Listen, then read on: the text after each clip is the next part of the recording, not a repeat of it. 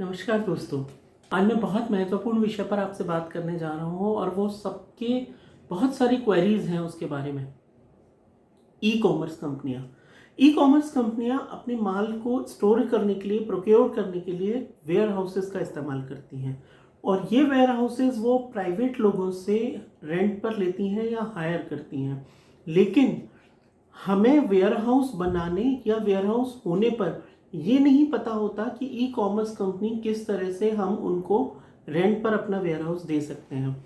मैं एक छोटी सी जानकारी आपके सामने लेकर आया हूँ। हमारे देश में बहुत सारी ई कॉमर्स कंपनी जिस समय काम कर रही हैं, जैसे अमेजन है, फ्लिपकार्ट है, बड़ी बड़ी कंपनियां हैं। तो मैं आपको इनका स्ट्रक्चर समझाना चाहता हूँ कि ये वेयर हाउस किस तरह के होते हैं। इनके 3 लेयर हैं। First is mother warehouse. अगर मदर वेयर हाउस की बात करें तो एक बड़ा स्टोरेज होता है इनका, और इसका जो साइज है वो 1 लाख स्क्वायर फीट से 10 लाख स्क्वायर फीट के साइज में होता है। दूसरा इनका मदर वेयर हाउस के बाद होता है सिटी वाइज वेयर हाउस। तो एक शहर में सिटी वाइज जो वेयर हाउस बनेगा वहाँ 30,000 से लेके और 2 लाख स्क्वायर फीट तक के साइज के गोडाउन ये रेंट पर या हायर करते हैं। और तीसरा जो होता है पिन कोड वाइज यानी छोटे छोटे जगहों के जो सॉर्टिंग सेंटर्स होते हैं वो उनको हम छोटे गोडाउन्स बोलते हैं और इनका साइज होता है 3,000 से 6,000 स्क्वायर फीट। अगर आप इस तरह के स्क्वायर फीट एरिया में कहीं भी फिट होते हैं तो आपको ये जानकारी होना चाहिए कि हम किस तरह से ई कॉमर्स कंपनीज को अप्रोच करें। तो दोस्तों, मैं बताना चाहूँगा कि अप्रोच करने से पहले हमें ये चेक करना होगा कि हमारा जो वेयर हाउस बना हुआ है वो ई कॉमर्स कंपनीज के जो नॉर्म्स हैं उनके ऊपर खरा उतरता है या नहीं। जैसे सबसे पहली बात, फायर की एनओसी होनी चाहिए। फायर फाइटिंग से रिलेटेड सारी पाइपलाइन, सारे फिटिंग्स हमारे वेयर हाउस में होनी चाहिए। दूसरी इंपॉर्टेंट बात, कमर्शियल टैक्स की रिसीप्ट हमारे पास होनी चाहिए। तीसरी बात, अप्रूव्ड स्ट्रक्चर होना चाहिए, जो मैप है वो अप्रूव्ड होना चाहिए। चौथी बात, लैंड कमर्शियल यूज़ की ही होनी चाहिए। और सबसे इम्पॉर्टेंट बात कि उसकी फ्लोरिंग वीडीएफ मतलब कि वैक्यूम डिवाटर्ड फ्लोरिंग होनी चाहिए। अगर आप डिटेल में जानना चाहते हैं कि वैक्यूम डिवाटर्ड फ्लोरिंग क्या होती है तो उसके बहुत सारे वीडियोस पड़े हुए हैं, आप समझ सकते हैं कि क्या होता है। तो एक पर्टिकुलर टाइप की वैक्यूम डिवाटर्ड फ्लोरिंग होनी चाहिए। ऐसे ही कुछ और नॉर्म्स भी हैं जिनके बाद ही हम उन वेयर हाउसेस को ये कह सकते हैं कि ई कॉमर्स कंपनी इनको रेंट पर ले लेगी। अब बात आती है कि ई कॉमर्स कंपनीज को हम अप्रोच कैसे करें। तो अप्रोच करने के लिए बहुत सिंपल तरीके हैं, बहुत साधारण तरीका है। सबसे पहली बात, हम अप्रोच करें उससे पहले उनकी क्या ज़रूरत है तो वो अपनी डिमांड मार्केट में निकालते हैं, लेकिन अक्सर वो अपनी डिमांड जो निकालते हैं उनमें बड़ा कन्फ्यूजन क्रिएट होता है। रीज़न ये है कि उनकी 3 टीम्स काम करती हैं एक साथ। ई कॉमर्स कंपनी की 3 टीमें होती हैं। पहली टीम होती है उनकी real estate team, second team होती है प्रोक्योरमेंट टीम और तीसरी होती है 3PL टीम। अब इन तीनों के काम क्या होते हैं? रियल एस्टेट टीम जनरली इस प्रकार की ज़मीन या स्ट्रक्चर्स को ढूंढती रहती है, उनकी रियल एस्टेट में क्या वैलिडिटी है उनको वो चेक करती है। प्रोक्योरमेंट टीम ये जस्ट चेक करती है कि कोई स्ट्रक्चर अगर मिला है तो वो स्ट्रक्चर हमारे नॉर्म्स के अनुसार है या नहीं है, उस पर वो काम करती है। और तीसरा 3PL टीम जो होती है, 3PL टीम काम करती है ऑपरेशंस को लेकर कि किस प्रकार मदर हाउस से सिटी वाइज वेयर हाउस में प्रोडक्ट आएगा, सिटी वाइज वेयर हाउस से pin code wise warehouse में प्रोडक्ट आएगा और वहाँ से कैसे कस्टमर तक डिलीवर होगा। इस सब का जो ऑपरेशनल पार्ट है वो 3PL टीम करती है। अब इसमें क्या होता है कि किसी ई कॉमर्स कंपनी की वेयर हाउस हायर करने की कोई डिमांड है और उन्होंने वो मार्केट में फ्लोट की।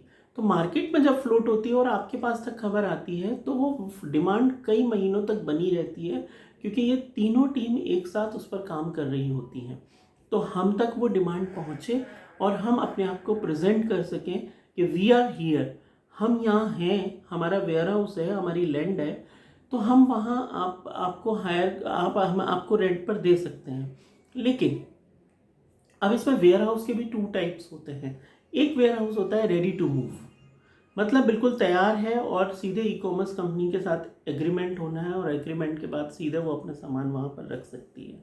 और दूसरा होता है बिल्ड टू सूट, मतलब हम उनकी ज़रूरत के अनुसार उसको बना सकते हैं। तो ये दो टाइप के वेयर हाउस में हमें देखना पड़ेगा कि किस तरह के वेयर हाउस की उस समय डिमांड है। फिर बात आती है एग्रीमेंट कैसे होगा। तो एग्रीमेंट कभी भी ई कॉमर्स कंपनी अपने ओनर्स के द्वारा नहीं कराती। वो या तो एग्रीमेंट आपके साथ 3PL टीम का एग्रीमेंट होगा या फिर उसकी सिस्टर कंसर्न का कोई एग्रीमेंट होगा आपके साथ। तो इस तरह से ये मूव होता है। अब बात में फिर वहीं आऊँगा कि अगर हमारे पास कोई स्ट्रक्चर या ज़मीन है तो हम कैसे अप्रोच करें ई कॉमर्स कंपनी को। तो इसका सिंपल तरीका ये है कि first of all locally awareness, मतलब लोकल में अगर आपकी कोई स्ट्रक्चर है, वेयर हाउस है, तो वहाँ आपका बोर्ड होना चाहिए कि भाई ये इतने स्क्वायर फीट का गोडाउन है और हम इसको रेंट पर देना चाहते हैं किसी ई कॉमर्स कंपनी को। तो वहाँ से निकलने वाले हर व्यक्ति के अंदर ये बात चली जाएगी कि भाई यहाँ पर एक प्रॉपर्टी अवेलेबल है जहाँ पर वेयर हाउस के रूप में उसको दिया जा सकता है या हायर किया जा सकता है। इस तरह से वो पब्लिसिटी होनी शुरू होगी। इसका एक दूसरा तरीका ये है कि आपके लोकल में जो ब्रोकर्स हों या इनका बड़े शहरों में जो ब्रोकर्स का पैनल है, वहाँ पर हम अपनी बात को पहुँचा सकें कि such type of property is available. तो हम ये है कि मार्केट में हम फ्लोट होने लगेंगे कि हमारी प्रॉपर्टी उनके विकल्पों में या उनके ऑप्शंस में शामिल हो जाएगी। तीसरा तरीका है कि नेट पर डिफरेंट साइट्स बनी हुई हैं प्रॉपर्टी को रेंट आउट करने के लिए या उनको किराए से देने के लिए। तो वहाँ हम अपनी प्रॉपर्टी को या अपनी वेयर हाउस को वहाँ पर प्रेजेंट करें, उसके स्पेसिफिकेशंस के साथ वहाँ रजिस्टर्ड करें। और ऐसी फ्री लिस्टिंग कंपनीज बहुत सारी हैं जहाँ हम फ्री लिस्टिंग कर सकते हैं अपनी प्रॉपर्टी को। और सबसे चौथी जो बात है वो है इम्पॉर्टेंट कि इस तरह की जो ई कॉमर्स कंपनी है उनके हम डिटेल वेबसाइट्स निकालें और वेबसाइट्स निकालने के बाद उनके हम ईमेल आईडी देखें, चाहे एफएमसीजी कंपनीज हों, चाहे पेंट्स कंपनीज हों या ई कॉमर्स कंपनीज हों, सबको गोडाउंस की ज़रूरत होती है, वेयर हाउसेस की ज़रूरत होती है।